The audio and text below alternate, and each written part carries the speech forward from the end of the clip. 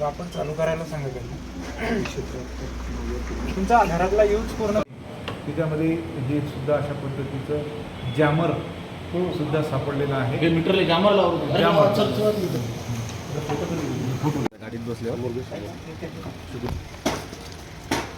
दाखवा मीटर दाखवा. काढलं का?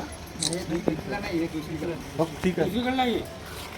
MSCB इथं तर तिथे 11 kVच्या लाईनवरून डायरेक्ट वोल्ट कमी करून घेऊ शकते ते. इतकं खतरनाक आहे. 15 किलो 25 लाख फक्त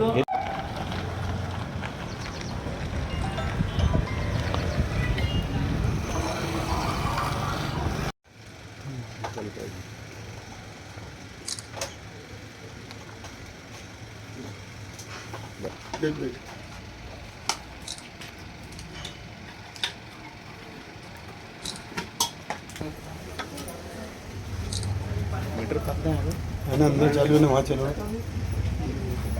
अंदर जा सकते हैं.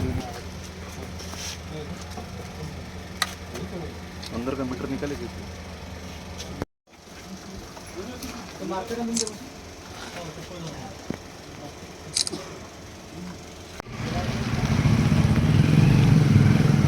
तर एक मिनिट थांबला इथं.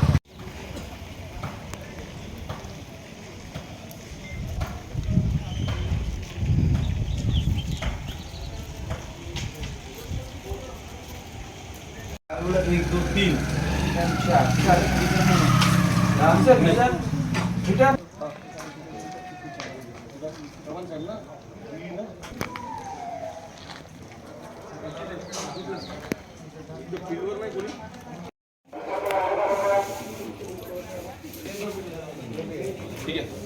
ज्या भागामध्ये खूप मोठ्या प्रमाणामध्ये विजेची चोरी आहे त्या भागामध्ये धडक देऊन विजेची चोरी शोधून काढणार आहेत. फार मोठ्या आणि मोठ्या प्रमाणात अशा पद्धतीच्या ह्या चोऱ्या आहेत. सगळ्याच पद्धतीचे याच्यामध्ये आपल्याला सापडते आहे. आपल्याला याच्यामध्ये रिमोट कंट्रोलनी मीटर बंद करणे हे सुद्धा सापडलेलं आहे.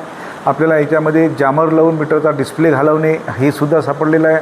याच्यामध्ये आपल्याला सर्व्हिस वायरला टॅप करून डायरेक्ट विद्युत पुरवठा घरामध्ये घेतलेला सुद्धा आढळलेला आहे.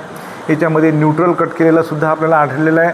म्हणजे सगळ्याच पद्धतीच्या ज्या ज्या चोऱ्या होतात त्या सगळ्याच चोऱ्या आपल्याला सकाळपासून आतापर्यंत सापडलेल्या आहेत. याच्यामध्ये रिमोटद्वारे मीटर बंद करून देणाऱ्या टोळ्या किंवा अशी माणसं आहेत मोठ्या प्रमाणामध्ये.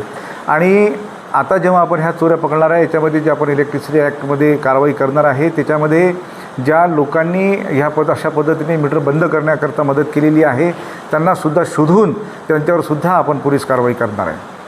दंडात्मक कारवाई होते याच्यामध्ये जी काही वीज चोरी त्यांनी केलेली आहे त्या वीज चोरीचं असेसमेंट केलं जातं आणि FIR केला जातो. जर त्यांना FIR केल्यानंतर जर त्यांनी तो न्यायालयीन प्रक्रिया टाळायची असेल तर त्याच्यामध्ये त्यांना कंपाऊंडिंग चार्जेस भरून ती केस कंपाऊंडसुद्धा करता येते. वीज ग्राहकांना मी असं आवाहन करेल की प्रचंड मोठ्या प्रमाणामध्ये विजेची चोरी आपल्या जिल्ह्यामध्ये होते आणि ह्या चोरीमुळे जो काही शासकीय आपल्याला यंत्रणा किंवा निधी जो मिळायला पाहिजे तो मिळत नाही. आपण असं म्हणूया की विजेची चोरीसाठी आपला जिल्हा बदनाम आहे आणि त्यामुळे चांगल्या पद्धतीचं आपल्या जिल्ह्याचं नाव महाराष्ट्रामध्ये व्हावं ज्याच्याकरता विजेची चोरी करू नये.